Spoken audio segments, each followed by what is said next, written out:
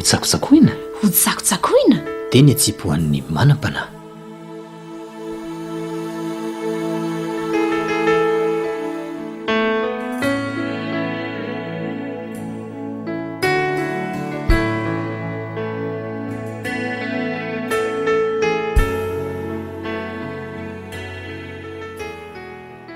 tsotra ngera te ho tafity fantaro tsara izay atao ti avo amin'ny fonao dia hinoy fa ho vitanao ny vetso